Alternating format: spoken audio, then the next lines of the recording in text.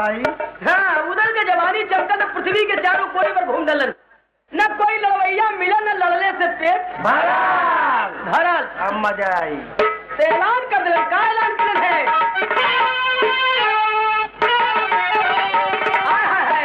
कि उद्घोष जवानी का,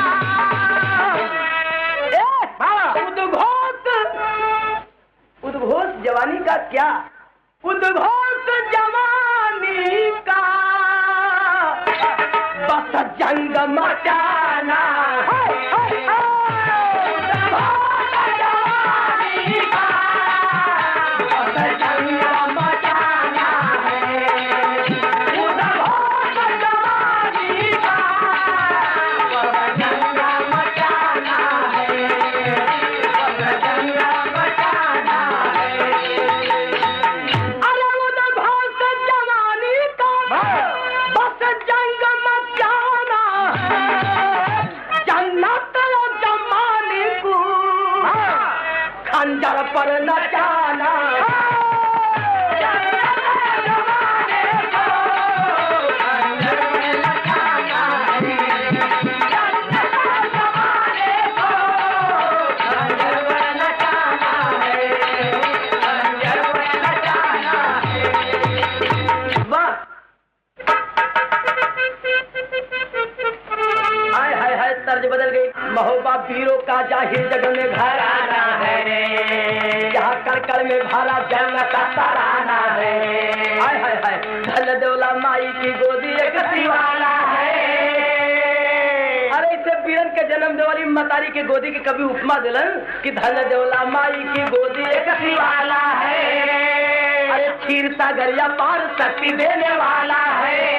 गोद में जिसके बघऊ दल प्रमोद पाया है, रियाज मार जवानी का गुल सजाया है, विजय का देश में उदल झंडा उड़ाया है, विजय का देश में उदल झंडा उड़ाया है, शक्ति अजमाने को जर्ती बना है।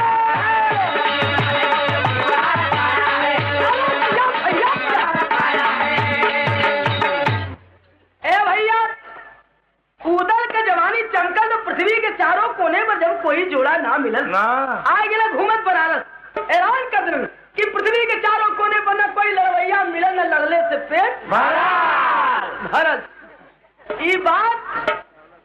ए भैया, ई बात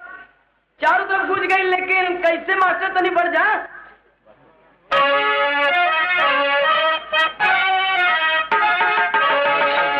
घूमे उदल बघेला काशी नगर में,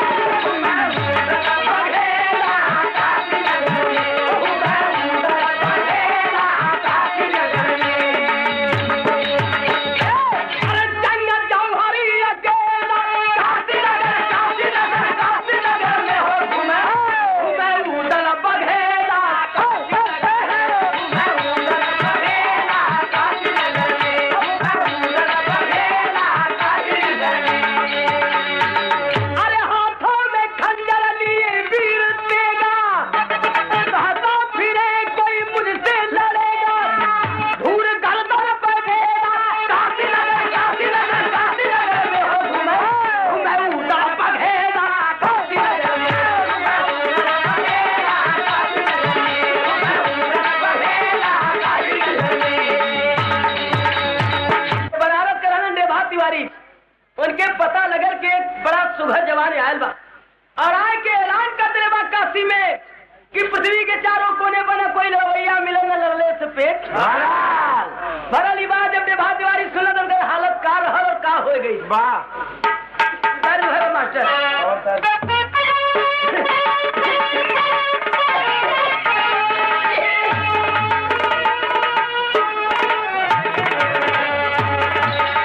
मास्टर का बात यहाँ बहुत सा मास्टर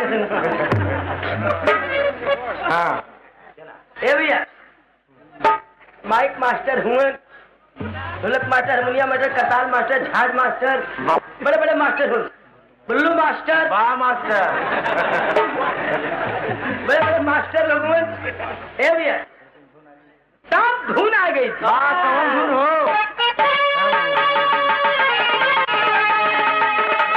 धुन आ गई। गिर गिर जा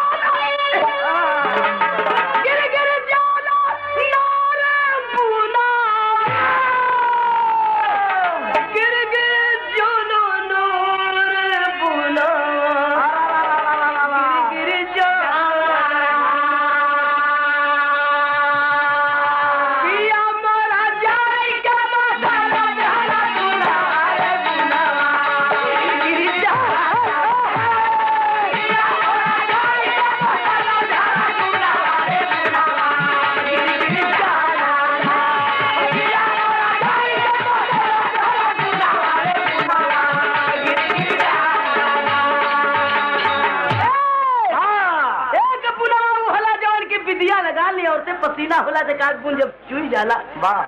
एक बुनवा वो होला काजल आंख में लगल बा, जब दिल में दुख होला उतु के आंसू बन के आंखी के रास्ते गिरल। वो आंसू में काग बुन काजल धोआए के चुई जाए, एक बुनवा वो होला।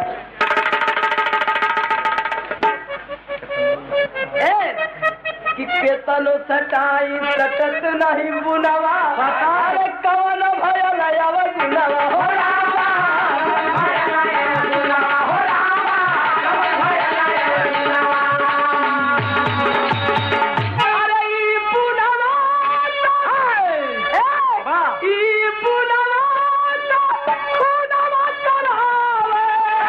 ई बुनवा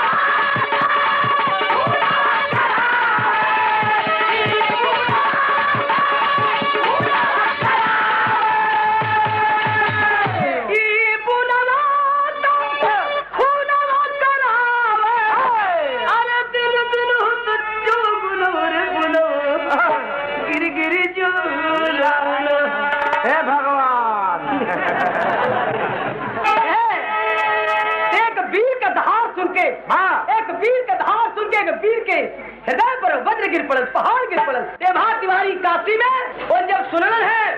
ये बात उदल के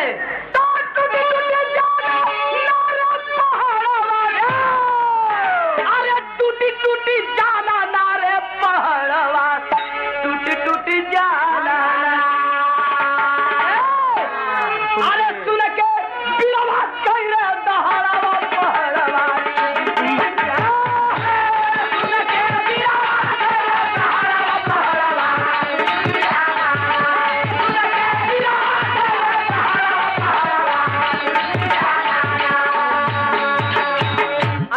दिना से देवा तिवारी खाट पड़े बीमार हो रामा,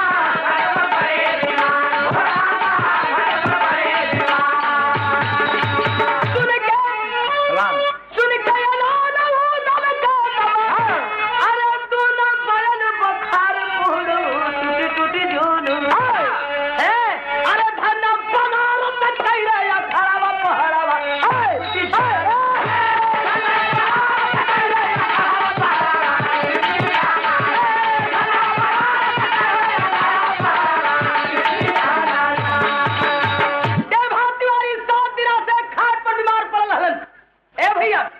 लेकिन अब सुनन है कि कोई चले जबरदस्त काशी नगरी में आके कहन कि भैया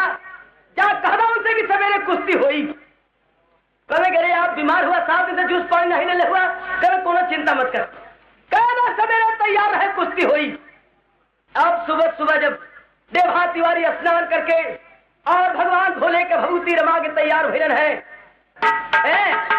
भाव वही हाँ तर्ज बदल गई। चला राजा मैं गे, अरे नौकरिया लगुई, चला राजा मैं गे। दर्जे लेकिन गाना का भाबा की चला पीर बाका,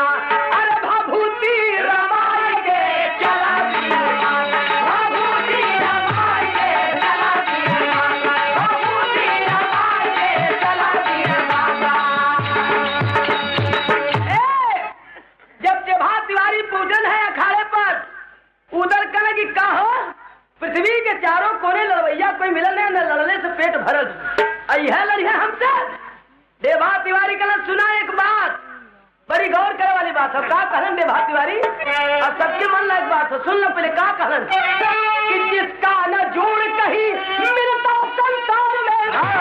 उसका मिल जाए भोले बाबा के दरबार, उसका मिल जाए भोले बाबा के दरबार, उसका मिल जाए भोले बाबा के दरबार। रश्मि लगोटा पर जंगिया चढ़ोएंगे, चलो वीर बाबा भभूति रमाई गे, चला वीर बाबा, भभूति रमाई गे, चला वीर बाबा। रेशमी नगोटा पर जंगिया चढ़ा के जब उतरलन है, देवा तिवारी कहे कि भैया विश्व में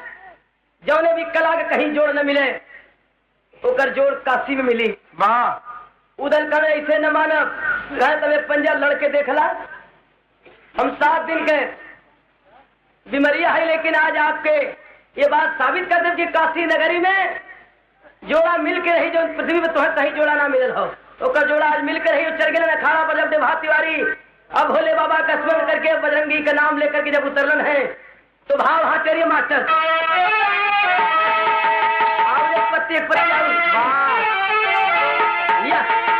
आए। अरे निराला महबा वाला केसरी अरे ठोका ताला जंगल में तेरा बनारस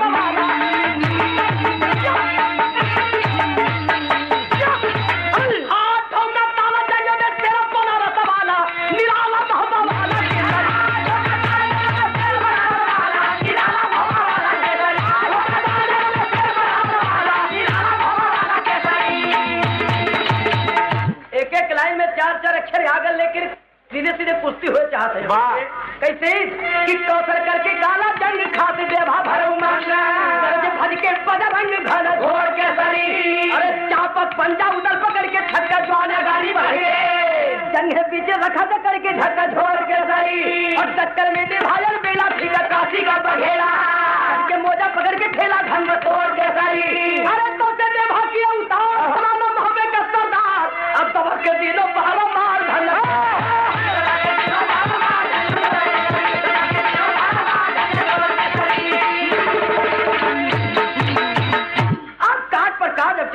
मार फटाफट चले लगे। ए भैया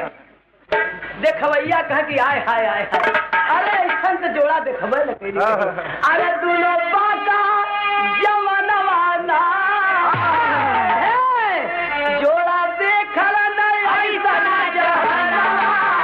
दोनों बाका जवानवाना जोड़ा देखल नहीं ऐसा जहाना। दोनों बाका जवानवाना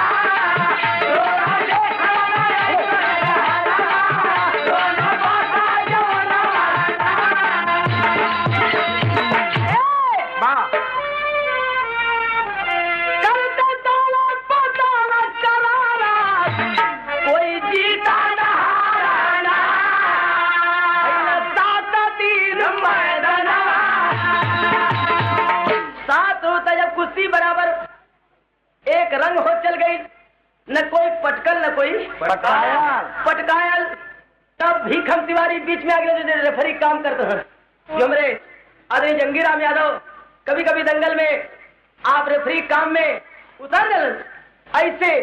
न्यायपूर्ण आदमी हलन भीखम तिवारी करण की भैया बस अब रहे उधर से कहें कि मर्द हुआ तो एक बात बताओ। कहे का चारों कोने पृथ्वी घुमला में कोई लड़वैया मिले न लड़ले पेट भर। तो आज 7 दिन भयन अब पटक ना सकला वो जवान के। और हमारी उम्मीद जहां तक होगी 7 दिन का बीमारियां न तो है अब तक पटक चुकल हो। तो अब जब 7 दिन तक जोड़ा बनल रहेगा तो हमार मन हो के अब एक जोड़े रहेगा एक अब नीचे ऊपर जिन करा उधर कहना कि लड़ने से पेट तो भर गल। मनसेधु था बात जवान तो सही बोला ना मर्द था कहा कि नहीं लड़ने से पेट भर गए। यह दुख रहेगा कि तनी पटकली लेकिन उकर कोनो बात नहीं दुख कोनो दुखी होए के बात नहीं। हाँ संसार में बात खुशी हो कि जोड़ा नहीं मिलल कहीं और आज जोड़ा मिल गए और 7 रोज तक लड़त रह गए। तो चाहत का हुआ भीखम तिवारी का लगी चाहती कि जोड़ा जोड़े बनल रह जाए आज जीवन दुनिया का दोस्ती करोलन। ए भैया जोड़ा रही गए जोड़ा का पानी ना पूछा उदला बना दोनों बाका जवानवा पूछा उदला बना दोनों बाका जवानवा पूछा उदला बना दोनों बाका जवानवा। ए भैया और उधर पूछने की भैया एक बात बतावा तुहार घरवा बनरसह भी कहीं आओ देवा तिवारी कल बात बड़ी पुरानी उभार धरा सुना सुन लो भैया हम के है बतौल अपन परिचय कि बाबू मोर दक्षराज मई मोरी देवाला अरे जन्म भूमि महाबा सुहाई मोरे बाप का नाम दक्षराज मतारी का नाम देवला जन्म भूमि हमार महोबा बनारस कर्म भूमि हो और जन्म भूमि महोबा। उधर अपने मन में सोचे लगने कि देवला तो हमारे मतारी का नाम हो और ये देवला के मतारी के देवला के अपन मतारी बतावत बारन तो कहलन कि भैया तू तिवारी देवला के बेटवा कैसे हो गिला? कहले कि वहु सुनला। कहे जाना माता मुदाई हो कुंडवा में काशी के अरे पनिया में नहाना बहाई भोरे मीता बहता बहता आईली काशी की नगरिया अरे गईली मलाहिर का पाई भोरे मीता रहला बंसहीन पियरी कोठी का तिवारी भीखम हमारा के लेहला जियाई भोरे बीता। यही भीखम तिवारी जो रेफरी काम करते इनके कोई औलाद नहीं रहे तो हम क्या अपन औलाद बना के पल्लन हमारा नाम रखलन देभा तिवारी अपने वंश में मिला लेना तब से हम तिवारी हो गई। लेकिन एक बात हो कि उदल कहन कि भैया एक बात सुनला कि हमहू देवला के बेटवा है और जन्मभूमि महोबा बड़े भाग से भेटाए गिला। घोड़ावा चढ़ाया दूनो हंसवा का जोड़ावा हो अरे हंसवा का जोड़ावा हो अधुमता महोबा चली आई लहोरा अधुमता महोबा चली आई लहोरा अधुमता महोबा चली आई लहोरा। अरे जब पहुंचे ना महोबा और माटी के माथे लगुलन मतारी के दर्शन किलन आल्हा के पास पहुंचन देभा तिवारी के परिचय जब उधर बतौलन है कि भैया ये भाई हुआ काशी नगरी में इतना दिन से रहलन है लेकिन आज आपके मिले के लिए आज टक्कारी के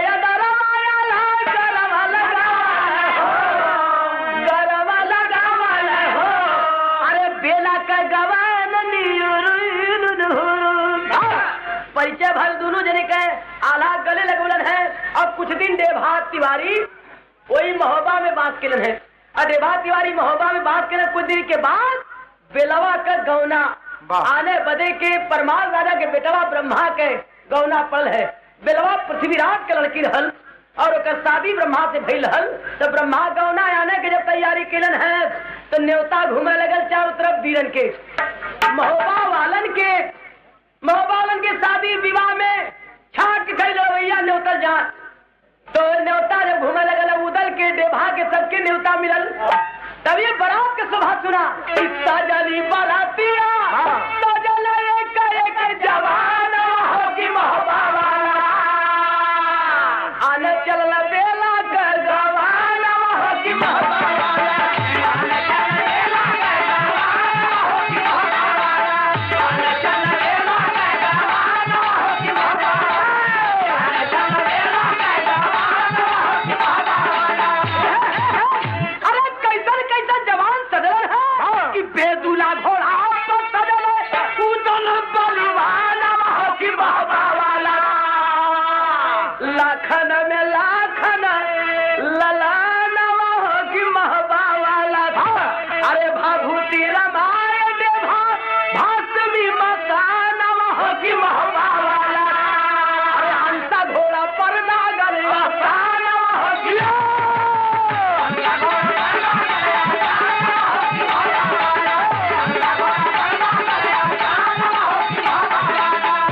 ए भैया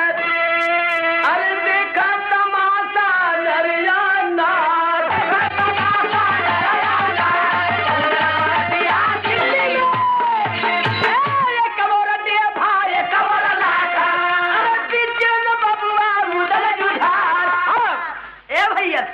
एक और देभा एक और लाखन बीचे में बबुआ उदल दुल्हार तीनों संगे जा रहे देखवैया जब देखे कहे कि आय हाय हाय एक का रंग का तीनों बटन अरे पृथ्वी राज अरे पीछे से कैले हो गया पहुंचल बरतिया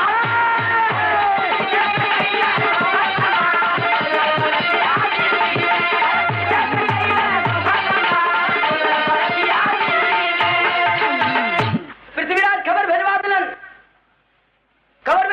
कि भाई शहर के बाहर वहां डेरा डाल दिया लो बीचे शहर में जिना झगड़ा झंझट कर हुई हम बेलवा के खुशी खुशी विदा कर दे लड़ाई ना हुई फिर सारे खबर भेजवा दे कि डोला भेजवा दो हम बेलवा के विदा करनी ठंडे ठंडे में लेके जा लोगे कहा डोला लिया के यहाँ लगा दे दुआरे अरे सिपाही अपन वापिस होए के तैयारी अपन साथ बात करे लगल ना यार कहाँ डोला लगा देना कहाँ जब डोला लगलन है तब पृथ्वीराज कहलन चौड़ा महाराज से तू एक काम करा गया तू ही दुल्हन बन जा तू ही के विदा करो। वाह चौड़ा महाराज कहना हमके कहा कि हाँ और इशारे से कहलन की काम बना के तो आया। चौड़ा महाराज सच के दुल्हन बनलन। चौड़ा महाराज कहलन कहा कि डोली में जब बैठलन है तो धीरे धीरे रोवा शुरू किया ताकि कोई के शंका न हो। अरे बार बार रोवाइले पुक्का फारी दुल्ही धोखा के अरे दुल्हा के मन में भई शंका भारी दुल्ही धोखा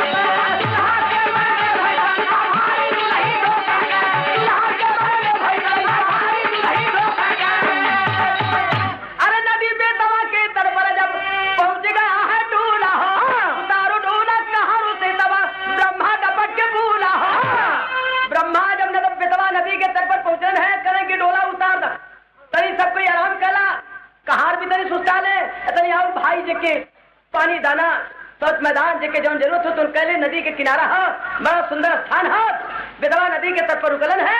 और जब डोला उतार के कहा जब सुस्ताए लगलन है ब्रह्मा कहला कि सब पानी दाना करे बाबू रोता है बा तनी ओके हम अकेले में अब समझा दे निर्णय ब्रह्मा तो भल का अरे गल्ला के जाके वहां तारी दुलाई दो का अरे मारा चौड़ा सीने में खटाई दुलाई दो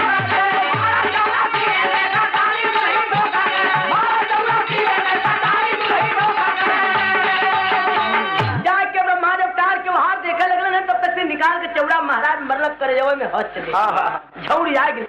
आवाज रहे कि दौड़ा संगी लोगन बड़ा धोखा हो गया लेकिन अरे रंग भंग पड़ल बीचे में ब्रह्मा गिर गईले ढंगला पकड़ो पकड़ो की आवाज भया चौड़ा भागा दुना दबार हाहाकार के जोधा दौड़े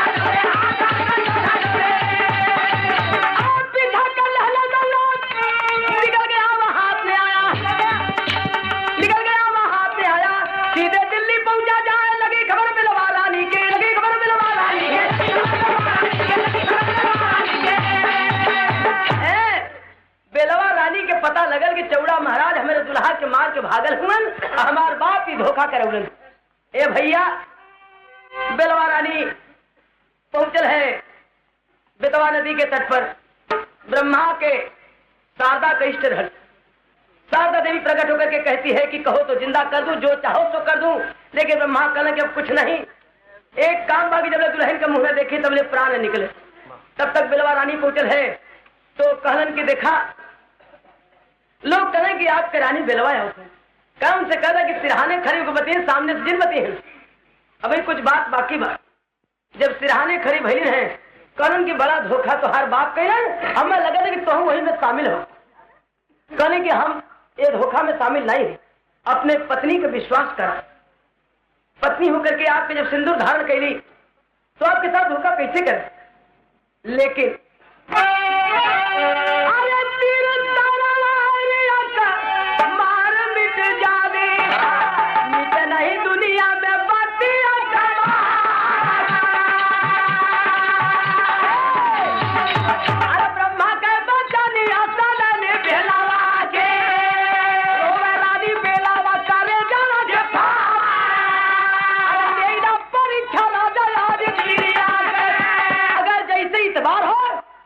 परीक्षा हमार लेला कहने की एक तरह एतबार हुई कहे कैसे बोले ब्रह्मा का बिगाड़ा हो दुनिया में बाहर का ले आवा अगर सती हुआ हमार अगर सिंधु धारण कैले हुआ हमारे में विश्वास रखले हो तो तुम्हार विश्वास हमकी तब हुई कि अपने भाई ताहर गर्दन काट के लिया कि हमें दिखा दा और रानी कहने की अब अपन सिंदूर के बचाव बदे के आपन परीक्षा दे बदे के काम के कर ही को होई तो कह रही इस बात का अधूरा मिटी ना दुनिया में इधर हली रानी हाथ से चलावा खुदावाना ना बना जा आगे ए सजारा के घोड़ा पहुंच गया सवार अरे भेदावाना जाने ताहर बैठा दुआरे पर अब पहुंची के रानी ढली गारो तो उठा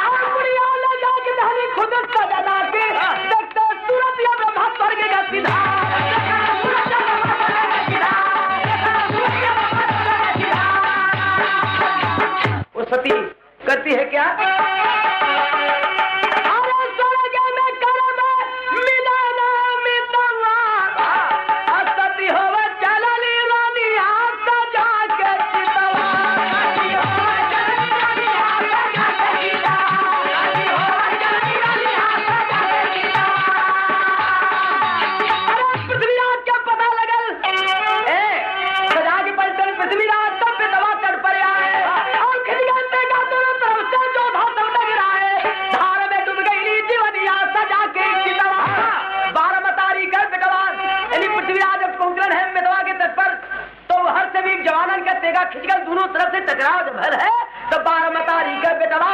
लाखर में लाखर प्यारा कहा कि चौड़ा देगा तब लाखर के ऊपर मारा देखे उधर सोनिया सजा के चितवा देख मेरे लाखर के उधर मन में यदि घबराए फेंक दिया है कल से देगा लाखर पास में आए कैला मनवा में गलनिया सजा के चितवा दौड़ के जब दोनों हाथ से मुड़ी उठोलन लाखन का और तबले चौड़ा महाराज करेंगे ऐसा मौका न मिली देखने हत्था उधर को तब चौड़ा फेंक चलाया कातलिया उधर के गर्दन भारी दगा कमाया डूबल हा महबे का बनिया सजा के चितवा ए भैया देवा दौड़न है उधर के देख के और जाके भर अखबार पकड़न है कहलन की आया आज दुनिया में जोड़ा फुट गल अरे देख भर अखबार ही देवा रोवा बार बार ये खुला के अरे नहीं अकेल हम जब में हमें जोड़ा बना दवा के हम दे दो जीवन यात्रा के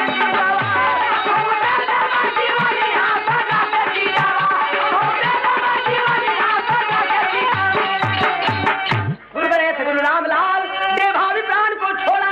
सूर चांद कब जहाँ चंद्रिका मिली नहीं सनक जोड़ा अरे निराला मोहम्मद आला केसरी या तो राम जाओ तो यहाँ नहीं मर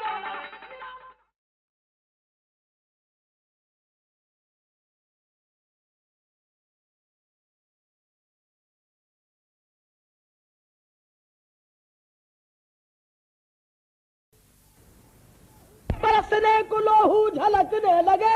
हर बाणों की बौछार होने लगी दोनों दल के बहादुर छलकने लगे ए भैया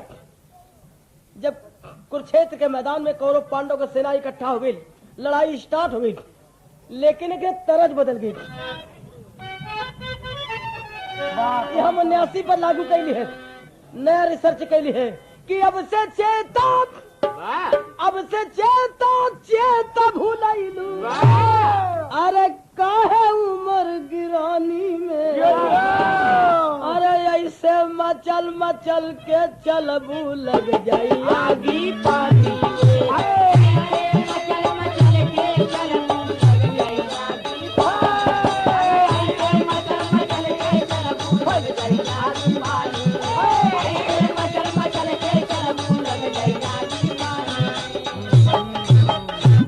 बात देखे बड़ी मार के आ गई का कि बात पे अपने मर जाए वो वीर मर्द कहलाता है अरे लड़ने वाला काबिल हो लड़ने का मजा तब आता है लड़ने वाला काबिल हो लड़ने का मजा तब आता है बात पे अपने मर जाए और वीर मर्द कहलाता है और लड़ने वाला काबिल हो लड़ने का मजा तब आता है हरे बाणों से घिरा अंबर थोड़ा कुरुक्षेत्र का झांकी है कि बाणों से घिरा अंबर धूलों से दिशाएं खूनों से सनी धरती उल्टी थी हवाएं अरे सुरमा शल्य कर्ण थे कुरुपत की टोली में भीष्म सेनापति थे खून वाली होली में भाई कौरा हर रोज मार जाते होती थी शाम लौट के शिविर में अपने आते संग्राम का बयान वो करते थे ता में अब फड़कती सबकी बाहें थी वीर भाव में मार सजग रहा एकदम सजग रहा ए भैया लड़ाई कई दिन बीतल दुर्योधन के पिता धृतराष्ट्र अंधार अलंद आग के कल के है भैया दुर्योधन कल की हाँ तनी बचवा लड़ाई का बयान हमके बताता कैसे कैसे बीतत बा दुर्योधन कहे कि बाबू अरे बयान का कहे के बा विजय हमरे पक्ष में बा कहूँ कैसे जान गिला तू अब कुछ भइल गई ना अब विजय तोहरे पक्ष में कैसे बा दुर्योधन कहे कि हम जानत नहीं बाबू कहे कैसे जानत हुआ दुर्योधन बतावे लगल हर धन कहे मरा नाम सुनत भाग लड़वैया रनवा से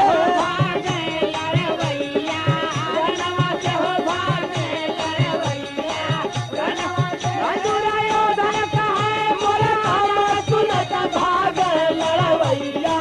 रनवा से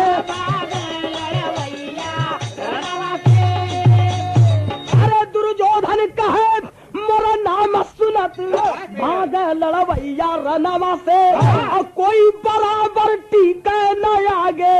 दादा भी चमके बनवा से हो दादा भी चमके बनवा से हो दादा भी चमके बनवा से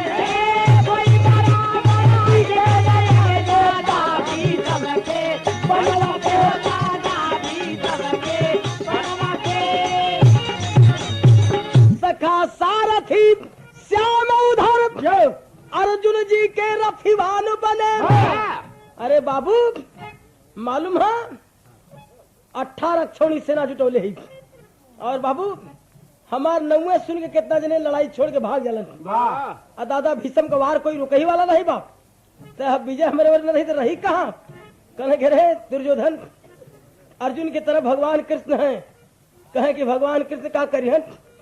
वो तो शस्त्र उठावे के कसम खैले हुन खाली घोड़ा चलावे के काम करत हुन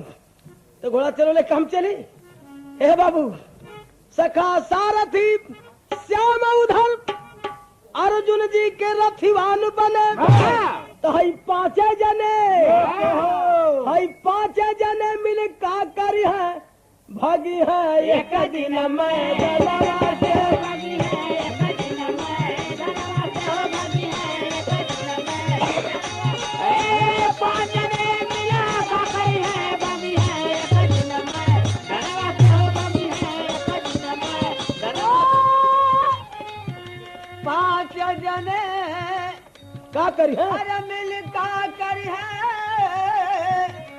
पांच जने मिला का करी है भागी है एक दिन मैं जलवा से भागी है एक दिन मैं जलवा से भागी है एक दिन मैं जलवा से। बाबू पांच जने हुन भगवान शस्त्र उठावे कसम खैले हुन और 5 जने के 18 छोड़ी सेना जुटोले मार के लखे दे और नहीं तो मार के मुआई घलप। धृतराज कहना कि बड़ा बतिया हुआ हुआ एक बात का जवाब हमके दे दा एक तरज बदल गई तरज जो है बाप अरे सोना से जवानी हमारी सोना से जवानी हमारी माटी में मिलावा तो मुआवता खाटी बलिया वाली हाथ सेजिया सोवना बलम तारा सावता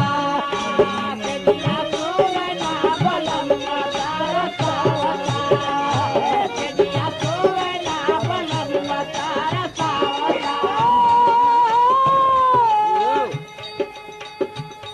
अरे मुआवता मुआवा ओ मुआवता मुआवता मुआवता मुआवता मुआवता सेजिया सोवना बलम तारा सावता सेजिया सोवना बलम तारा सावता। चले भीतर रात झूठे बतिया बनावला सुनावला हमारे आगे रोज बाह का फुलावला हमारे आगे रोज बाह का फुलावला हमारे आगे रोज बाह का फुलावला हमारे आगे रोज बाह का फुलावला हमारे आगे रोज बाह का फुलावला। अरे कई रोज लड़ाई बीतल और तो लोग अपन अपन बखान बतियावत बहादुरी का हम एक बात जवाब देता कि अरे अपने अपने मानक बनला बलवानवा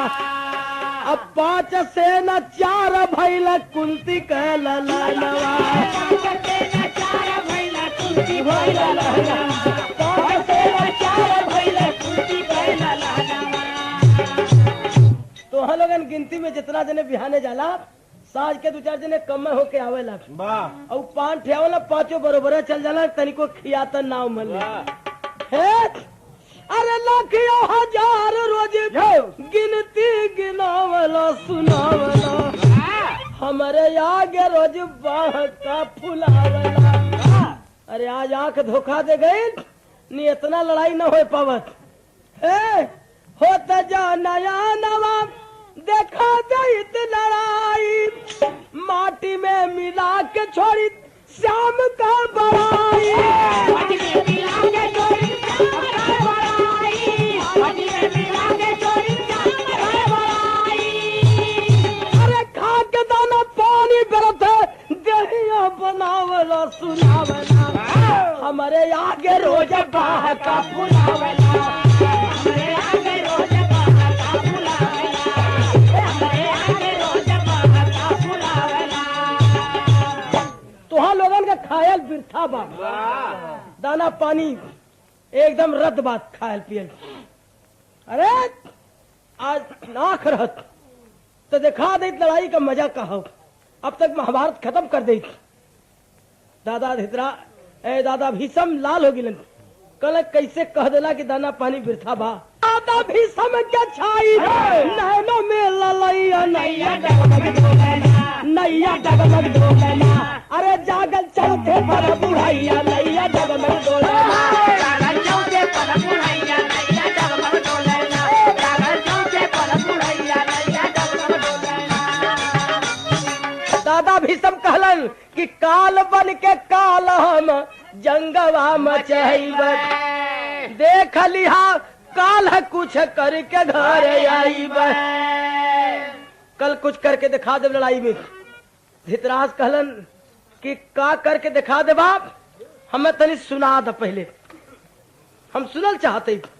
सोचले कि झटका में जल्दी जल्दी में जबान से कुछ निकल जाये तब पूरा हो जाये दादा भीषम के जबान से निकलल बात साच हो जाये कहला कि का कह ले बा काल दादा भीषम कहलन कि पांडवन का जान कल कोई न बचावैया नैया डगमग डोलना नैया डगमग डोलना अरे सनमुख लड़ी है भले कन्हैया नैया डगमग डोलना सनमुख लड़ी है भले कन्हैया नैया डगमग डोलना सनमुख लड़ी है भले कन्हैया नैया डगमग डोलना अरे जवानी जागल चौथे पनवा कर दूं मरण क्षेत्र कुरुक्षेत्र भी मातम मानी अरे अपमानजनक धृतराज का ताना नहीं भीष्म से सहा गया ललकार उठे खेमा के बीच में आपे में नहीं रहा गया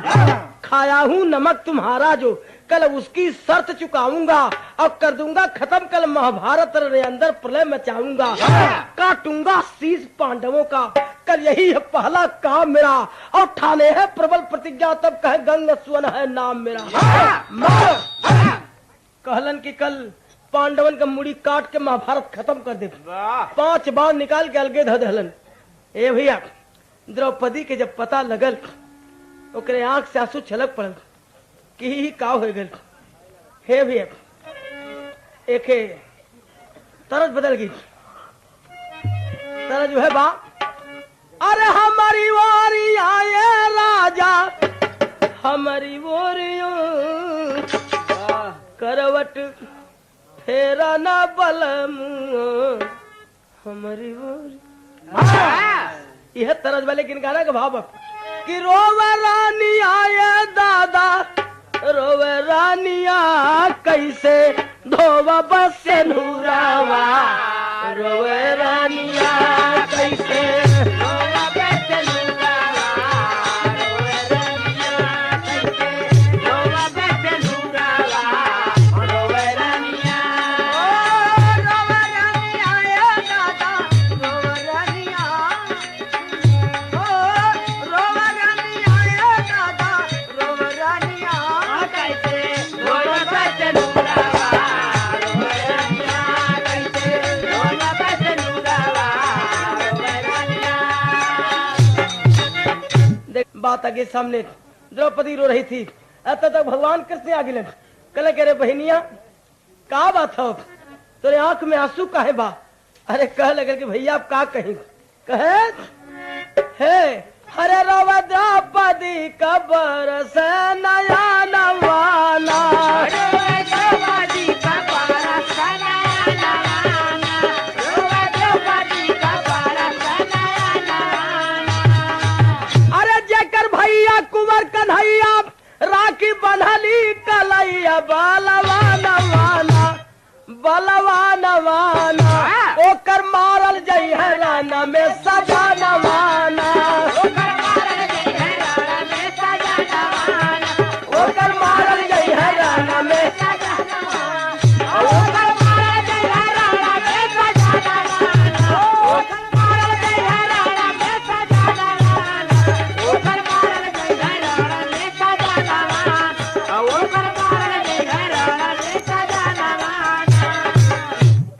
भैया जेकर तोरे सन भाई और ओकर सुहाग हो जाई। दादा भीषम 5 बार निकाल के अलगे धर देलन। इतना बात भगवान सुनन कहले रे बहनिया एक काम करे आंसू पोछ ले। अब भाई हम जियत ही एक तरज बात हम रिकॉर्ड कर ले कि हम है मजनू का यार प्यार सिखलाई गोरी ये तरज बा। लेकिन गाना का भाव बाप कि द्रौपदी से कहा जादू वीर नीरमत धारा ये बहिनी। द्रौपदी से कहा जादू वीर नीरमत धारा ये बहिनी। द्रौपदी से कहा जादू वीर नीरमत धारा ये बहिनी। अरे द्रौपदी से कहा जादू वीर नीरमत धारा ये बहिनी। करमत मनवा अधीर नीरमत धारा ये बहिनी। जब तक जियत बट तुहरे बिरनवा जब तक जियत बट तुहरे बिरनवा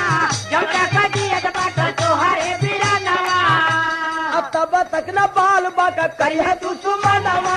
तब तक न बाल बाका करिए दुश्मनवा तब तक न बाल बाका करिए दुश्मनवा। अरे बहनिया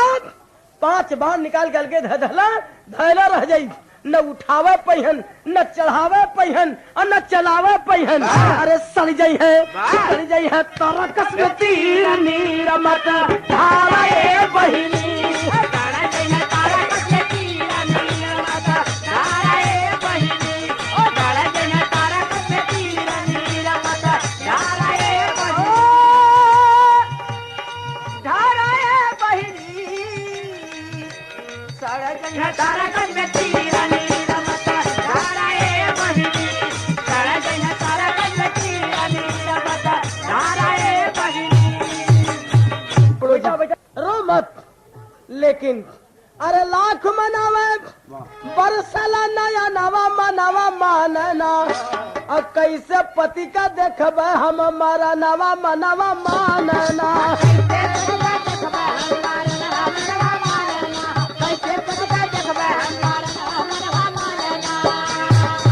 अरे अटल प्रतिज्ञा से दादा के कोई न सके डिगाई हो। अब विधवा होवे से पहले हम देव जान गवाई हो। हाँ चली चिता में जल के देव जनवा मनवा मानना। अब बिना पति के बिथा नारी के तनवा मनवा मानना। द्रौपदी कह लगल कि भैया सवेरा होए में थोड़ी का देर बाप और सवेरे जवन हो जाई वो हम देख ना पाई। तो बिहाने अपने पति का मरण देखे से पहले हमें अपन तन जला दे। द्रौपदी चिता लगा के तैयार करती है और वही समय ए भैया भगवान कहलन। लेकिन गाना में दुल्हन भावा तनी सर मास्टर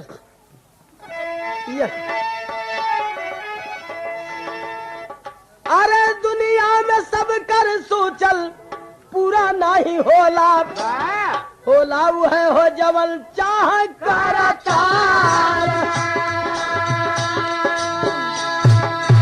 1,00,000 बात सोचला पूरा ना हो। पूरा वह होला जवन ईश्वर चाहेला। कहल हो कि होला वो है हो जवन चाह करता। एक बात और बात कि अरे दुनिया में वो कर का कोई बनला बिगाड़ी। ये करे कन्हैया स्वयं रखवा। जेकर भगवान रक्षा करे के तैयार हुन ओकर कोई का बिगाड़ सकेला। ए भैया जेकर कन्हैया स्वयं रखवा। अरे छलिया छबीले हो रसीले मन मोहन। द्रौपदी से कहन लगे बतिया विचार कि साहस सतीत्व के सराही को है दुनिया। भगवान कले करे बहनिया ई चिता काहे लगा ले लू। हमरे बस तोके विश्वास नहीं बा करत कि भैया तोहरे बस सोरहो ना विश्वास बा। लेकिन दादा भीषम के बात से भी इनकार नहीं बा। जवन कह दिलन तुम हो के रही ते लिए हम पति का मरण देखे से पहले अपन तन जला दे। भगवान कहले कि जब ना मनबू तो जरी जाया। लेकिन एक कहल कैदा हमारे मरे से पहले द्रौपदी कहल कि का करे के भैया कहे लेकिन बहनी मान जईबू बत्ती आई हो हमार। अरे कैला परिक्रमा तू कुरुक्षेत्रवा के, छोट बड़ा सबसे प्रणाम नमस्कार। अरे बहनिया एक काम कर, एक कुरुक्षेत्र पवित्र भूमि के परिक्रमा कर ले, एक रे बाद सबका दुआ आशीर्वाद ले ले और ओकरे बाद जल जाए थे। द्रौपदी परिक्रमा पर निकलती है, लगल कुरुक्षेत्र के परिक्रमा करे और जेकर जेकर डेरा खेमा रास्ते में पड़ल सबका दुआ आशीर्वाद लेत चल जात बा। भोरहरी में पहुंचल दादा भीष्म के डेरा में, और दादा भीष्म पूजा पर बैठल हलन। जब पहुंचल है तनी तनी अनहार बात चेहरा साफ दिखात नहीं बा। अरे भोरवा में पहुंची भीष्म जी के डेरावा में, चूमल चरनिया झुकाई कलीला। दादा भीष्म के गोड़े पर जाके चौचक माथ पटक दहली। जान के दुर्योधन का रानी द्रौपदी के दहला आशीर्वाद भीष्म दादा परियार। जाके जब चौचक माथ पटक दहलीन दादा भीष्म कहलन कि अखंड सौभाग्यवती भव। संजलन की दुर्योधन का रानी भानुमती हो और आवाज दिलन कि अखंड सौभाग्यवती भव। तो अखंड सौभाग्यवती सुनी जब द्रौपदी दादा से बोली है निभा के सदाचार। अरे कैसे का सौभाग्यवती रहबे दुनिया में, अदेबा जब पाचुपति रण में मर मार। द्रौपदी बोलल धीरे धीरे चरण से उठ गई और कहत की दादा एक और ते आशीर्वाद देला कि अखंड सौभाग्यवती भव, और एक और 5 बार निकाल के अलगे दे देला। बोली आ सुना तब रानी द्रौपदी के देखे आशीर्वाद दादा हो गई लाचार। अवाक रह गिलन के रे ये तो द्रौपदी हो, हम जानी कि दुर्योधन के रानी भानुमती हो। ये का हो गल सोचे लगलन। आए हर द्रौपदी आई भगवान के पास, भगवान कहले कारे बहनिया सबका दुआ आशीर्वाद ले लू। कली सबका दुआ आशीर्वाद मिल गई, लेकिन दादा भीष्म के डेरा में गईली हमके चिन्हलन ना, अधोखा में कह दिलन कि अखंड सौभाग्यवती भव। कहला कि सुन अब तो के जरे के जरूरत ना बा, और चिता मार दिलाते से गिर जा, और चलते आराम से बैठ, वो जाना उनकर आशीर्वाद जानो। सब खेल खेले राम को साही, अपने रहे दास की नहीं। कुल करल है लेकिन भैया हो जब चाहे तो करा दे। द्रौपदी के बचा लहलन, कहले रहलन कि तो के कोई तोर कोई नुकसान करे वाला ना बा हमारे जियत। और हो गल वही बात, द्रौपदी का चिता लगल लगावल गिरा गई और द्रौपदी आराम से बैठल। अब हर दादा भीष्म सोच में पड़ गिलन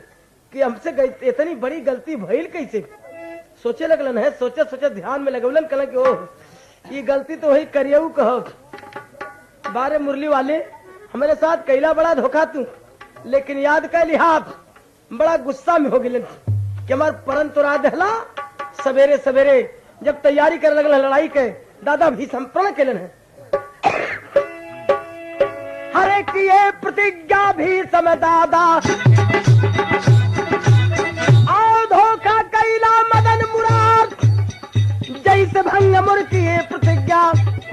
भंग प्रतिज्ञा करब तुहार। यहाँ समर में सत्र गई,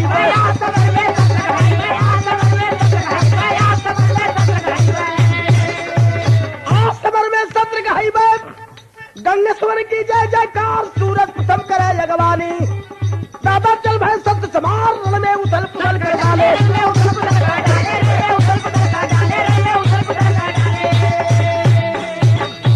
रण में उथल पुथल कर डाले, चौमुख बज गए हाहाकार। धरती गगन धूल से पड़ गए,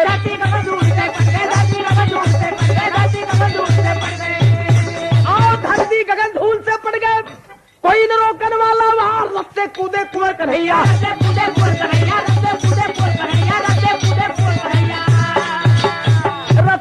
कुंवर कन्हैया, चक्कर सुदर्शन लहला धार। दादा यापन संग बजावे,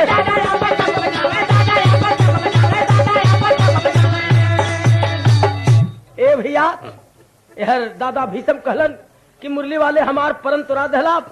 तोहार परन हो जब शस्त्र न उठाई आज लड़ाई में तोहर शस्त्र उठवा के तोहरो परन तुराई दे ए भैया और ऊ भीषण जंग कैलन लड़ाई में अंधकार मचा दिलन प्रलय मच गल क्या दादा भीषम केहू के ना छोड़ी हन और तब तक से भगवान रथ से कूद के चक्र उठा लेलन जब चक्र उठा लेलन है दादा भीषम शंख बजा देलन कहलन बस बस बस हो गई तुहार मुरली वाले अरे आज के हमारे इतने परन रहल की तुहर शस्त्र उठवा दे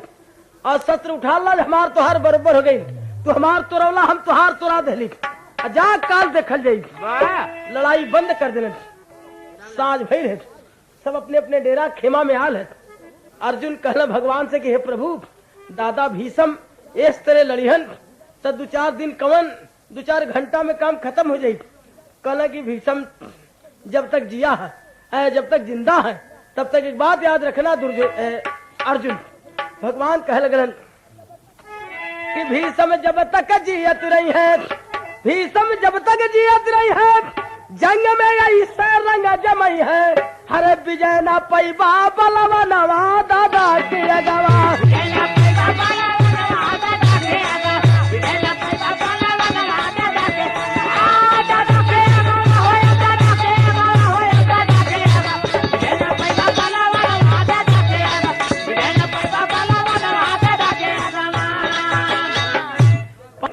जब तक भीषम जिंदा हूँ तब तक तोरे हाथे विजय ना मिली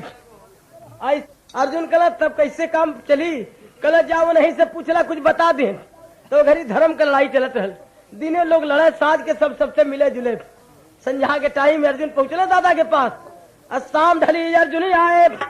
तब दादा के लग जाई कैसे रण में विजय मिली दादा बोले समझाई अपन बतला में मरा नवा दादा के अगवा अर्जुन पहुंचल है दादा के प्रणाम केलन दादा भीषम रात्रि का बेला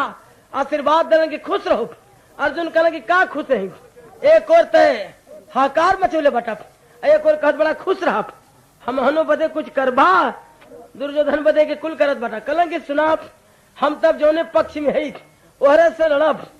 आ एक बात सुन ला कि जब तक हमारे हाथ में शस्त्र हो तब तक हमें जीते वाला कोई नहीं बा अर्जुन कहला कि शस्त्र रख दे तब कहला जब शस्त्र रख दे तो जे चाहते जीत ले कहला तो शस्त्र कैसे रखबा कहला कि इतना कि वीर महाराज जब लड़ी सामने छोड़ब ना बिरताई वाला तो भड़ुआ आगे आई है देव शस्त्र गिराई आपन रखबा धनुषा बनवा दादा के अगवा हमारे आगे मर्द लड़ी वीर लड़ी तो बिना मरले छोड़ब ना औरत आ जाई मेहरारू आ जाए भड़ुआ आ जाए तो हम बांध न चलाई शस्त्र रख दे अला ने अर्जुन भगवान के पास अर्जुन कहलन प्रभु एक उपाय मिलल बा कहे का दादा के हाथे में जब तक शस्त्र हो तब तक कोई ना जीती शस्त्र रख दिहन तो लड़ाई में विजय मिल जाये कहला कि कैसे शस्त्र रखियन लड़ाई में उतर लड़वैया हुन शस्त्र रखबे न करिए कहला कि हाँ रखी हन मर्द लड़ी वीर लड़ी ते बिना मरले ना छोड़ी है कहीं उनके सामने मेहरारू आ जाए भड़ुआ आ जाए तो शस्त्र रख दिए कहना तब तो बड़ा सहज उपाय बा हुआ सवेरा जंग बीच में माया कृष्ण रचाई करके जतन तब शिखंडी को लिए श्याम बोलवाई हिजड़ाया गईला संभालवा दादा के अगवा ए भैया सवेरे सवेरे भगवान के शिखंडी के बलोलन शिखंडी कौन रहल टीवी पर देखले हो बाप काशीराज के 3 कुमारी हर के लिया दुई का ब्याह करवल तीसर की कुंवारा रह गई इन्हीं के चाहत रह इनकार कर गिलन श्राप दिलस की जात तोरे मौत के कारण बन जा वही शिखंडी भई और आज भगवान वही के बुलवा लेन अब बुलवा के अर्जुन के रथ पर खड़ा कर देलन ए भैया दादा भीषम जब जोश में सवेरे सवेरे लड़े बदे तो देखलन सामने अर्जुन के रथ पर शिखंडी ऐसे ऐसे करत रहा मर जाए वो वीर मरद कहलाता है लड़ने वाला काबिल हो लड़ने का मजा तब आता है तो ये लड़े बदे के वीर रस में और अगर सिंगार रस में ले लगन देखा ही जड़ा पड़ल सामने दादा शस्त्र गिरावे शिखंडी के यार से अर्जुन संसन बात चलावे अरे गिर गए भी समझी ते छनवा दादा के अगवा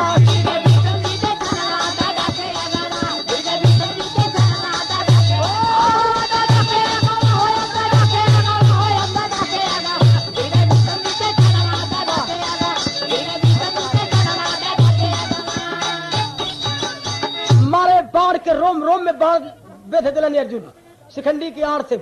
दादा धनुष बाढ़ रख के खड़ा हो गए और गिरलन जमीन पर जब तो जमीन पर ना गिरलन बाढ़ पर टंगा गिरन मुड़ी लटक गई लहल और आज सब इकट्ठा हो गए दादा भीषम के गिरले सबके आंख में आंसू बा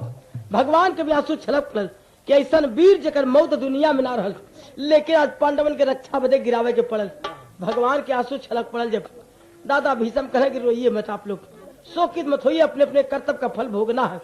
लेकिन तनी हमार मुड़ी लटकल भाई के केहू उठा दो दुर्योधन कहलस कि जरी महल से 5-6 तकिया लिया और दादा की मुड़ी तो लगा दो मुड़ी उठ जा कल क्या दुर्योधन अभी भूले हुए हो अरे कहते हैं भोग का सामान है लोकचारी के लिए और व्यर्थ आडंबर जहर है ब्रह्मचारी के लिए ई का मंगावत हो अरे जैसन ये वीर के आसन है वैसन तकिया केहू दे सके महफिल में कोई वीर है तो दे दे भगवान इशारा किलन अर्जुन 5 बार फिर से मस्तक के नीचे मरलन मुड़ी उठ गई दादा भीषम हाथ उठा के आशीर्वाद दिलन और लेकिन कवि लिखलन कि गिरे के तो गिर गए लेकिन मरिहन कब कि गुरु गणेश गुरु रामलाल इच्छा हो ही तब मरी है इच्छा मौत है उनका पिता शांतनु कहले कि जा बचवा जब तक इच्छा करे तब तक जिया ते गुरु गणेश गुरु रामलाल इच्छा हुई तब मरी है कभी चंद्रिका बच्चन जीप चरधून से तरी है जवानी जागल चौथे पनवा राम दस्तूर श्याम भगवान भरोसे पानी जवानी जागल चौथे पनवा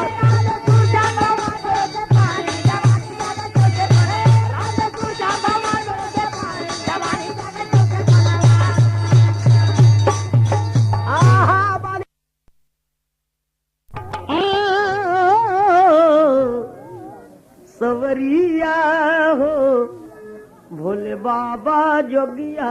हो राम जब दादा मर गई ना भीष्म पितामह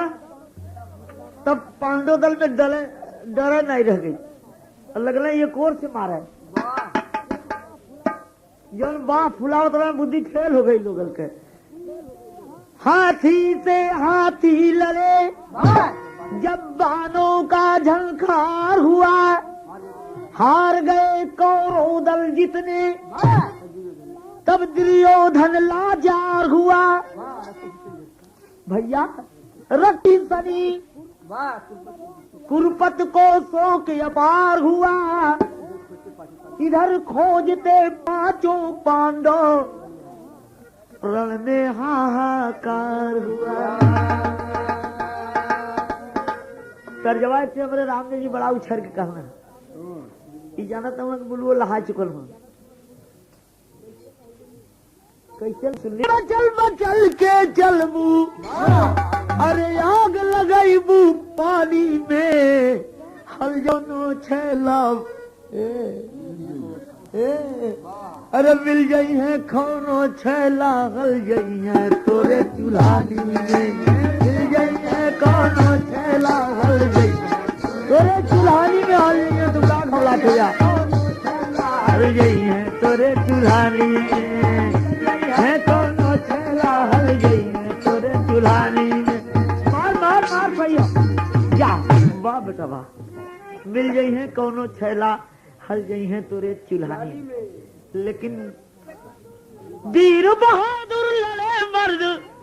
ना पीछे कदम हटाता है अरे मौत चुमे फांसी का फंदा गर्दन नहीं झुलाता मौत चुमे फांसी का फंदा गर्दन नहीं झुलाता मौत चुमे फांसी का फंदा गर्दन चुमे फांसी का फंदा गर्दन नहीं झुलाता है मौत चुमे फांसी का फंदा गर्दन नहीं झुकाता है रामदेव जी कहने की लड़ने वाला काबिल हो तब लड़ने का मजा आता है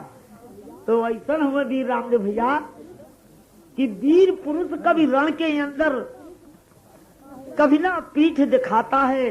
मौत चुमे फांसी का फंदा गर्दन नहीं झुकाता। सीटी ने दे भैया। लोहू से सनी है धरती, जब अर्जुन बाल वो मारे,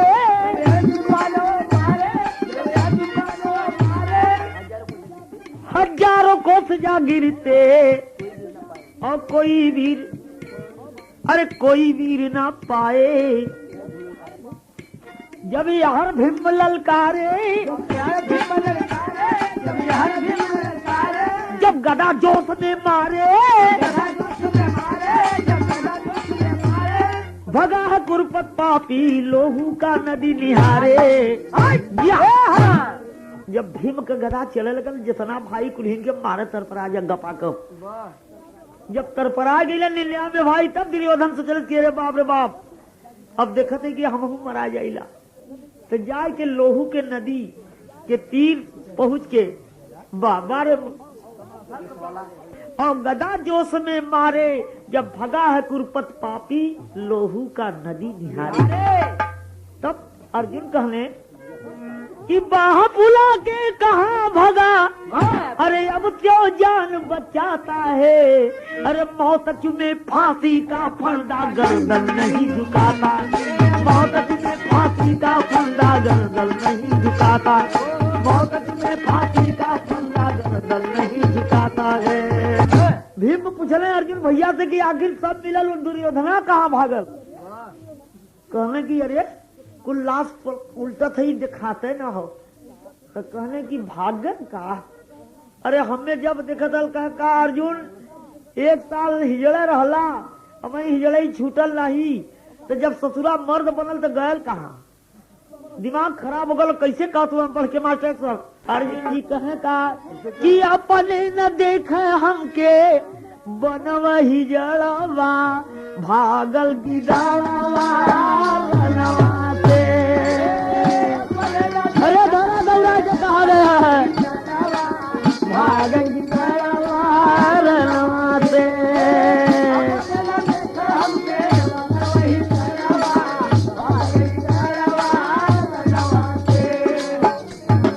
भैया ए नहीं के कारण कुल मर्ग परिवार हो, मिल जाता सार ले गर्दन उतार हो। अरे काट ले तो दुनिया हमसे ठीक है। ए भैया अरे सुगना उड़ाओ दे, बचत पिजाड़वा, भागल गिदाड़वा बनवा दे।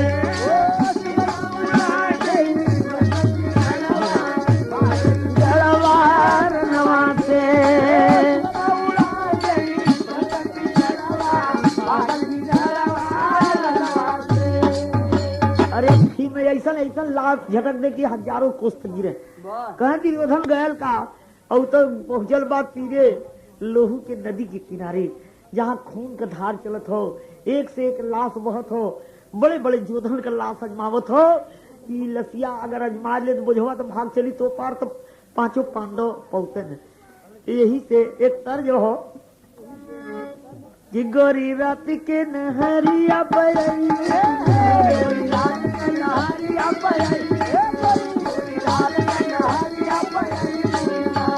होई जाता भेटवा, फूल जाता पेटवा, बिला वाला डेटवा, बताई मुकिला गोरी रात के। मार बेटा मार लोड जा।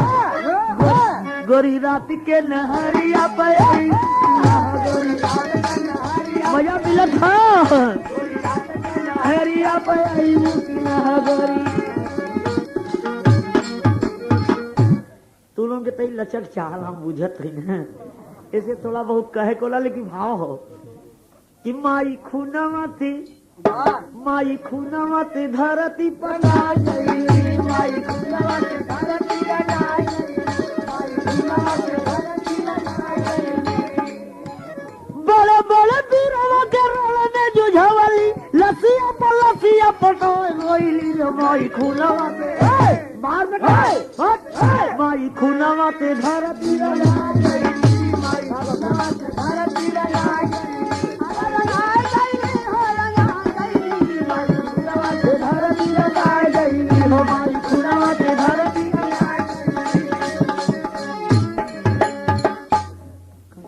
दुर्योधन निहार लागे लसिया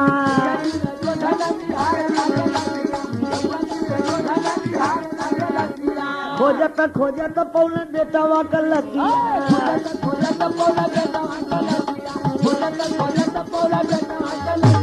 हसिया भैली गरवा का भसिया सोकवा रे दिल में समा गई माई खुनवा से धरती रंगाई गई। तो भैया जब तक आदमी के चला तब तक क्यों के लौकाला क्यों ना सोचा ना कि हमारे बड़ा मुकाबिल की हो। तो दुर्योधन सोचले कि हम 100 भाई और 18 छोड़ी सेना ई 5 ठेका करी है, लेकिन आज 5 का मजा आ गए। बड़े बड़े जोधन के लाश मिलल के ना मिलल, वही के लड़का का लाश मिल गल जेकर नाम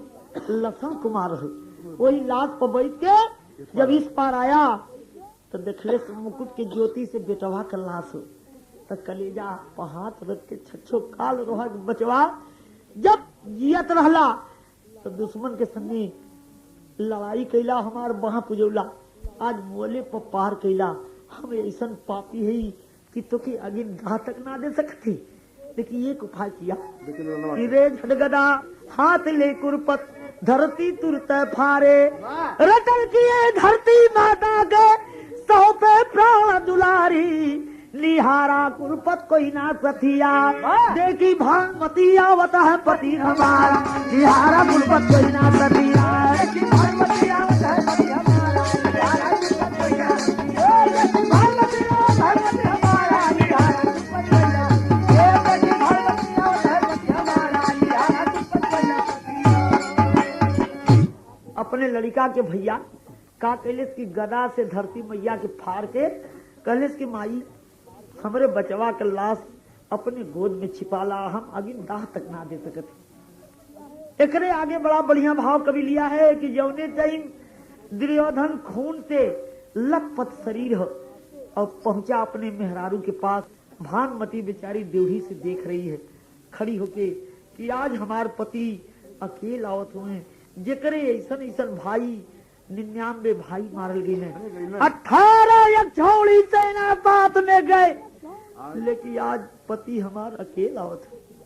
किस तरह रो के कहती है खून से शरीर लथपथ हो। भैया देखा कौनो बात ही करके भाना माती अपन सजनवा की, कहा गईले साथी के जवानवारी पिया, बड़े बड़े वीरवा के रणा में जुझाई दिला, कहाँ गईले हमारा लालनवारी पिया, अरे हमारी ठाठरिया के एक ही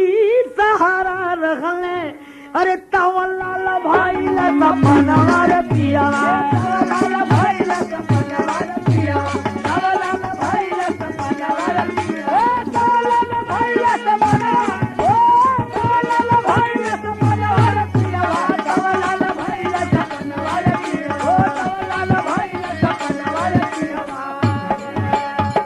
आप लोग टीवी में देख लो बा कि गंधारी जौने टाइम गंधार राजा अपने बिटिया के विदा करे लगलन धृतराज के पास, सुनलिस कि हमार पति अंधा हो और वही ठेन नैहरवे में पट्टी बांध के तब ससुराल में चलत, आँखी में पट्टी बांध ले और वही टाइम दुर्योधन से कहलिस कि बचवा तब्बे का पट्टी बन ले, आज कुल बेटवा मारल गई ने, हमार कुल परिवार मारल गए, तो आज तू बिना सूत के नग्न होके आवा, एक पट्टी खोल के देख ली तो के कि तुहार देहिए वज्र हो जाए कि 5 पांडव मार न सके। भगवान सोचले कि भीम प्रतिज्ञा कैले हुए, जौने टाइम द्रौपदी के कहले कि जंघा पर बैठाई दुर्योधन कहा कि मैं जंघा पर बैठाऊंगा तुम देखती रहियो, तो आज अगर एक जंघो जब वज्र हो जाई तो भीम का प्रतिज्ञा भंग हो जाई, तो कहना कहो लाज नहीं लगत हो, माई के सामने तन्नी बुड़ कर हला तो खेलला हाई कुल देखौला सब ठीक रह, अब इतना बड़ा हो गया घोड़ा कपड़वा लाज नहीं लगत हो कुल खोल के जीवा ठीक बा लेकिन हई कौन चीज देखेगा तब तो मम्मा का थुथुन लटकल कि अरे बाप रे बाप ठीक कथो भगवानों का लकड़ी चौचक लगत रहो। राजनीति में अजब राम जी 12 कला में रहना और कृष्ण भगवान 16 कला में, तो इस 16 कला में 4 कला बेसी राजनीति कर रहो। बदलिया करके कुरपत भय तू अरे कुरपत के तूफान मनवा पागल भइले मनवा पागल भइले चटलिया परदा लगाए मनवा पागल भइले परदा लगाए मनवा पागल भइले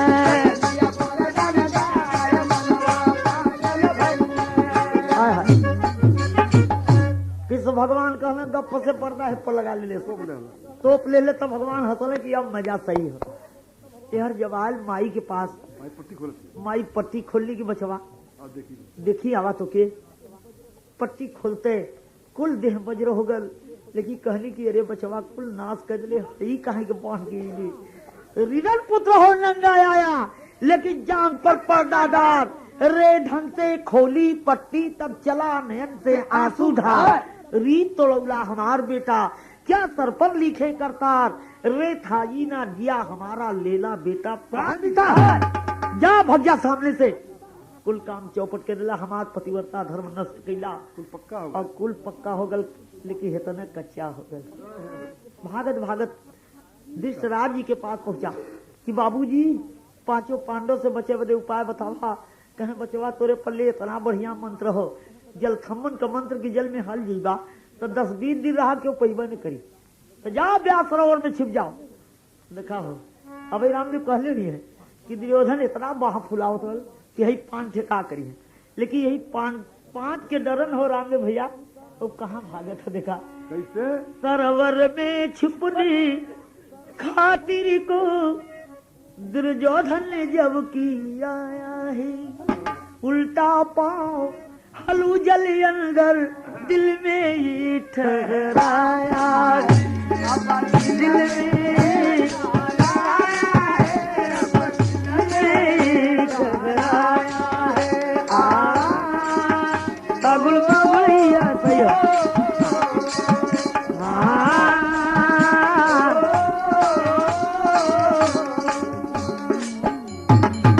उल्टा पाँव हले से जल में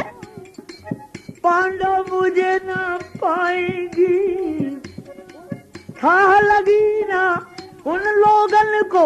लौट यहाँ से जाएंगी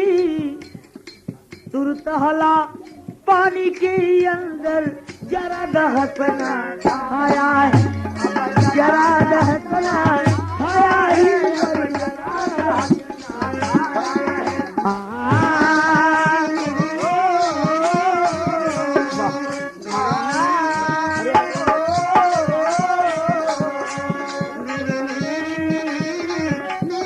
देखल करा लो भगवान आज बोले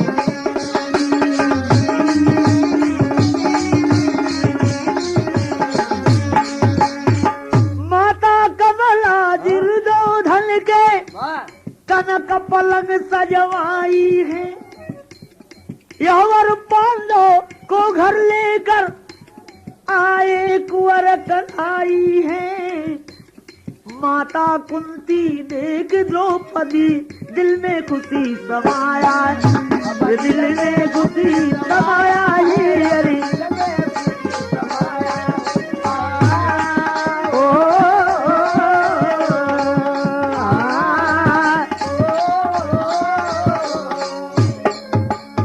अरे अरे दुनिया पानी में हलाला एक तरह सोझे ना कि मम्मा का बुद्धि फेल है तेरे हालत में ऐसे शिकारी देखा था कि कैसे पनिया में हलत है ये भाई। जब पानी में हल गया तो इतना डबल चक्रवर्ती था दुर्योधन कि माई लक्ष्मी सोने के पलंग पर पानी के अंदर सुलाई के और खूब सेवा कर थे। और यार 5 पांडव घर ही गए तो कुंती माई पूछली कि बचवा थोड़ा क्षेत्र का हाल पूछे चाहते बता सकला तो भीम हंस के कहने की माई पूछा हम बताई तो कुंती क्या पूछती है कि अरे मोर बाकी ललनवा अरे बाकी अरे मोर बाकी ललनवा पूछे कुंती पांडव की समानवा अरे मोर बाकी ललनवा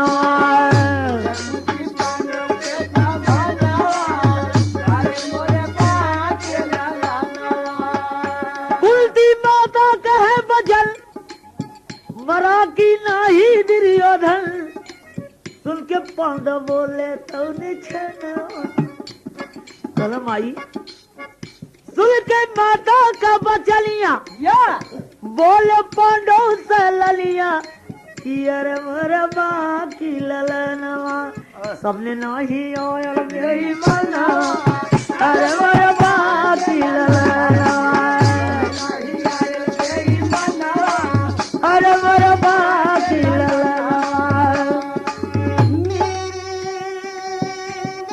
भर भी लगी का भैया बहुत अच्छे माई कुलहीन के बरली हुए ना दिखायल तब कुंती कले से भाग चंडाल जेकरे कारण कुल परिवार मारल गल ऐसा भीष्म पितामह दादा मारल गई ने तोहरे लाज नहीं है जहाँ पांचों जने आरती द्रौपदी से कराओ थे ओके मरला नहीं तब तक कृष्ण भगवान के कुंती का बोली जो न गोली के समान लगना खोजे कुरुक्षेत्र में सहदेव भैया से कहे पतरा देखा जिया था कि मर गल देखना तो कहना ये भाई जिया था तो कहना आखिर जिया था तो गयल कहा जब खोजत खोजत आगे बढ़ने तो दुर्योधन जब चले भैया नंगा पांव तो चक्र का निशान पड़े चक्रवर्ती था जब वही रास्ता देख के गई ना कि वो हो यही की गयल हो और जब सरोवर में गई तो देखा कि यही थे रुकल तो शिकारी एक थे मछली मारत कहना कहो भैया एमा कोई आदमी गल कह बस बस मुकुट लगाए के कब्बे के उल्टा हलल यही में कहना बस बस उहे धीमे से कहना बड़ा कुरैल मर्द अगर ललकरता तो जरूर आवत ऊपर हो भीम कहना पनिया में सरकार जाई कैसे अवजिया कहीं तो हमार न काम हो तू ललकारा तो भीम ललकारा तुम का कहे अरे मर गई न कुल परिवार सार पानी में छिपला अरे कहो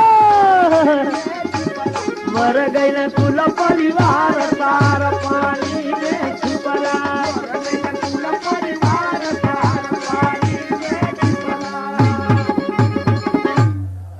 कहना कि कुल परिवार मुआई के बच्चू पानी में छिपल हुआ तब सुन करके कुरुपत भीम के जे बतिया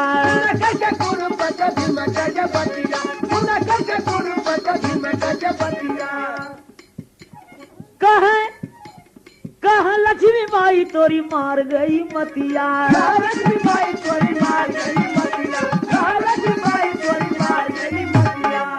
जब कन मनायल भीम का बात सुन के कहे लक्ष्मी माई छोड़ा हरिहरन चरण मत दबावा भीड़ब हम कहने की 5 छोड़ा हमें गैला के भूतिया छोड़ा दी है तो कुछ पलटन जुटा दी तब जा लेकिन इतना कुरैल मर्द रहल कि लक्ष्मी पांव पकड़ के खींचत है तो कैलेश का लक्ष्मी को चला तब मार तार पानी में लक्ष्मी को चला तब मार तार पानी में छिपला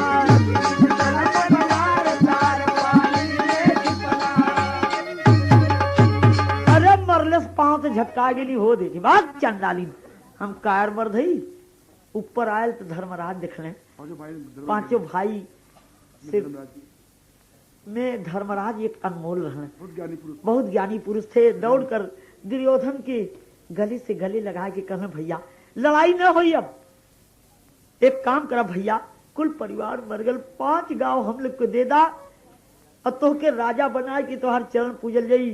दुर्योधन कहे तुम्हार दिमाग आउट हो कह हम भी प्रतिज्ञा कैले कि या तो कौरव या तो पांडव अगर पांडव हमें मार दे तब राज कर सकने या 5 पांडव के मारब तब हम राज करब और नहीं तो सुई के नोक भरना दे अब ही भी कह रहा है ई ताव देखा तब धर्मराज हंस के कहने कि भैया न मनबा तो देखा राजनीतिक बात कहना 2 भाई के मन से बराला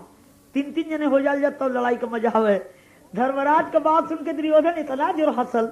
कि तोरे में अर्जुन भीम लड़वैया अगर ले ले तो तू का करना ही ले बा वाह यो ठीक नहीं हो। तब कहले कि 5 पांडव में राजा तुम और 100 भाई में राजा हम अकेले बचल। अब राजा के लड़ाई हो, जीत जाई वही की बात रही। अब कृष्ण भगवान सोचले कि अब नहीं अब बढ़े तो बिना मौती मार नहीं का है का कहतुआ दुर्योधन कर राजा के लड़ाई कह तो के मालूम हो 5 पांडव में राजा भीम हो गल में कहे कब ले कहे जब ले तेरे भाई के मारने उन्हें तब ले। तो दुर्योधन मामली रहल। कृष्ण भगवान को उत्तर दे रहा है कि ठीक है भगवान अगर राजा भीम हुए तो धर्मराज के कहदा सीध झुकावे। देखा इतना राजनीति वाला कि कहीं अगर धर्मराज भीम के सीध झुको न तो भीम जर जी है एक काम फटते हो जाए बिना मरले। दीदी थमो तान बुझाए धर्मराज को पोथी पर शीश झुका। धर्मराज के शान बुझौले कि हरवंश का पोथी भीम के दिले ही कांखी में दबले हो। भीम के मत झुकाए शीश झुकाए नहीं तो जर जी काम चौपट हो जाए। कोई पोथी पर शीश झुकावा कोई पोथी पर कर नमस्कार नमस्कार नमस्कार 3 बार जब नमस्कार कैले तब भगवान संग फूकने का हो अब तो लड़वा न लड़ाई शुरू हो गई। आखिरी प्रमाण हो अरे राम जुलूम कैले ना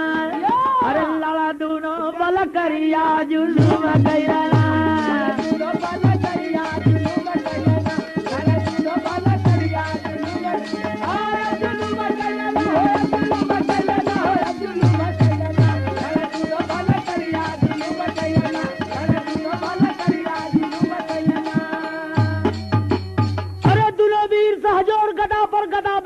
गोर जोर से गरजे जत बदरिया जुलूम कैलेना। लड़ाई जब शुरू हो गई न हो दोनों ओर से गदा चलत हो और भीम खाली गदा मारत मारत परेशान हो गई कहीं से कुल देहिया बजर रहल जो है मारो कर तनको लगे थोरो। अब भगवान छपटियात होगी भीमवा तक तो न होगी बताई कहाँ मारे की हो। जब नहीं तकल भीम तत्ता में आके भगवान यही तरह कहना तब तकने भीम तो कहा यह दिनों कच्चा है। तब मोहन तान बुझाए गदा जंघा पर भीम चलाए टुरगा कुरपत बजरिया जुलूम टुरगा कुरपत बजरिया जुलूम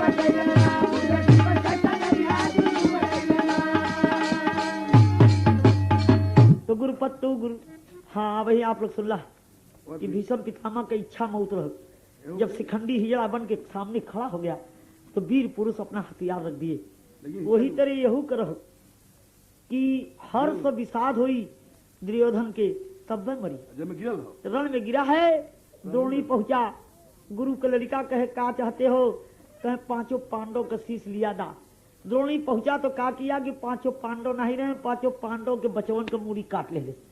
और काट के लिया कि दुर्योधन को दिया कि ला 5 पांडव का मूड़ी लिया ले। इतना खुश भैल इतना खुश हुआ लेकिन जब मूड़ी हाथ में ले कह पहले भीमवा के लड़का के दाते अरे भीमवा के मुड़ी दा। तो जब भीम के लड़का का मुड़ी देहले तो कस के दबाउने तो गुजर कर लगल कह रे तो भीम का मुड़ी तो ना ही तो लड़का का मुड़ी। अपने मुकुट की ज्योति से देखा तब कहले कि द्रोणी तूने ये क्या किया। अरे 5 पांडव को नाश कर दिया हम के नाश। हम सोचली कि 5 पांडव का 5 बेटवा हुए यह राज चले हैं तो उन्होंने तू नाश कर दिला। यही कह के इतना जितने खुशी उतने दुख प्राण कर देता है। तो गुरुपत्तु गुरु कहे अच्छा बल मर गए गुरुपत बलकारी काशीनाथ के सुखनंदन धन भगवान की बलिहारी लिहारा गुरुपत कोई ना सतिया लिखा बुलगुआल माता का पास सगार लिहारा गुरुपत कोई ना सतिया